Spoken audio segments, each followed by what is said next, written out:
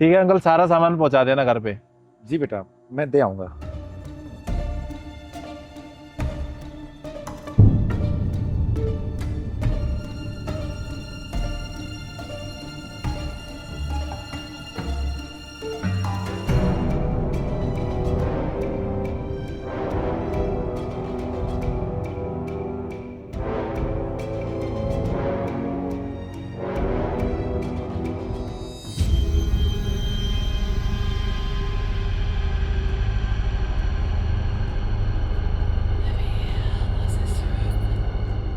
Uncle, मैं यहाँ अपना बैग भूल गया क्या? नहीं नहीं बेटा, यहाँ तो कोई बैग नहीं है। आप चाहो तो चेक कर लो यहाँ सब। नहीं नहीं अंकल, चेक क्यों करना है? भरोसा है आप पर, अगर यहाँ होता तो आप दे ही देते।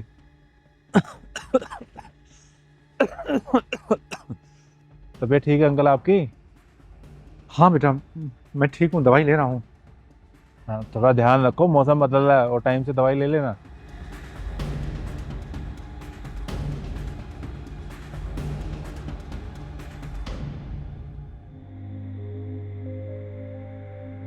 हेलो भाई, ये जो अंकल यहाँ सब्जी की रेहड़ी लगाते थे, ये बहुत दिन से आ नहीं रहे।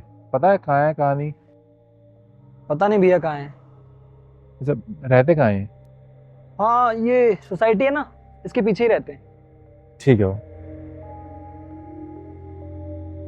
चलो चलो जल्दी चलो, नहीं तो बस छूट जाएगी। हाँ, हम सागर के पास जा रहे हैं ना। हाँ हाँ, हम सागर के पास ही जा रहे हैं, अब चलो।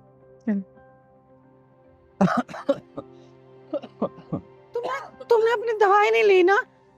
ऐसी हालत में जाओगे सागर के पास तो उसे कितना बुरा लगेगा। अरे मैं दवाई ले लूंगा, ठीक हो जाऊंगा। अब चलो जल्दी पहले। सागर सागर सागर मेरा बेटा, बेटा तू आ गया। देखा देखा, मैं कहती थी ना सागर आएगा। आ गया मेरा बेटा, आ गया। मैं तेरे पापा से अभी कह रही थी कि सागर आएगा। देखा बेटा, तेरे पापा की ना तबीयत ठीक नहीं है और मेरी एक नहीं सुनते हैं। तू तू बोल बोल इनको।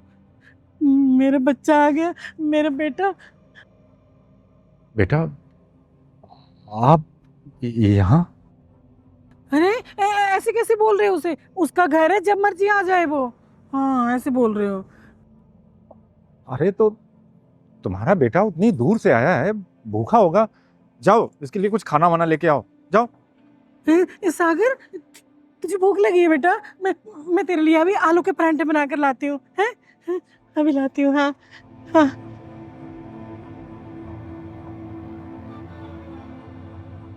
मुझे माफ कर देना साहब,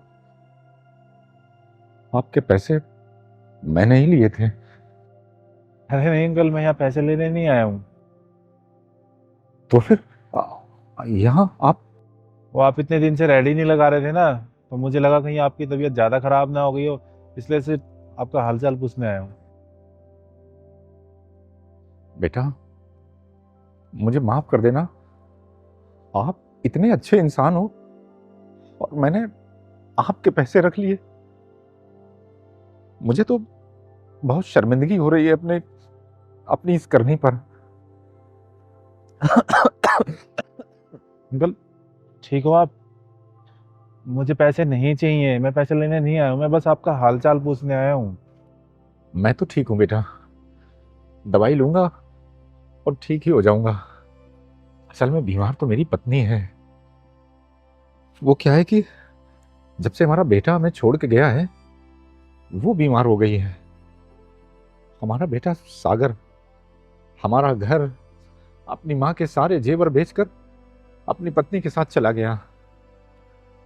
तब से ये बेचारी बस सड़क की तरफ देखती रहती है और एक ही रट लगाई रहती है कि मेरा सागर आएगा, मेरा सागर आने वाला है, मुझे सागर के पास ले चलो, मेरा बेटा कब आएगा।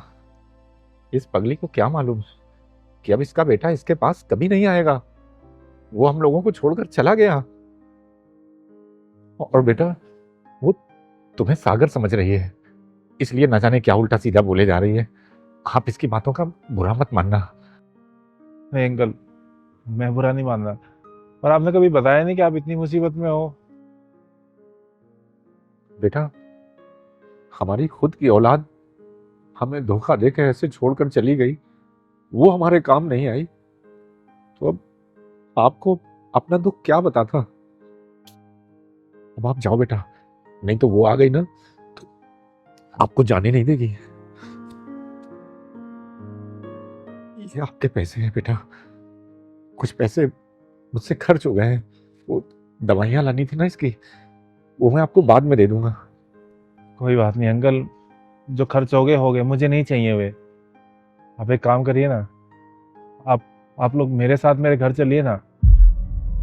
मेरे मम्मी पापा नहीं है, वो बचपन में ही मुझे छोड़ के चले गए थे। अरे ऐसा कैसे हो सकता है बेटे, आप तो हम लोगों को ठीक से जानते भी नहीं हो, और आपका तो हमसे कोई खून का रिश्ता भी नहीं है, फिर ऐसे कैसे। अंकल, खून के रिश्ते से भी बड़ा रिश्ता होता है इंसानियत का रिश्ता। और आप भी मुझे अपने बेटे जैसा समझिए ना। मुझे माँ बाप मिल जाएंगे और आपको बेटा। मुझे तो कुछ सामान ही नहीं मिल रहा। मैं सागर बेटे के लिए खाना कैसे बनाऊं? कुछ नहीं है अंदर। अरे माँ, आप चिंता क्यों कर रही हो? आप अपने घर चलिए, वहां जाके बनाएंगे। अपने घर? हाँ, आपके बेटे ने नया घर ले लिया है। हाँ तो सच्ची? मैं सुना आपने? हमारे बेटे ने घर ले लिया है नया। चल चल बेटा, चल चलो। चलो ना बाबा। हाँ चल चल चलो। चल चल।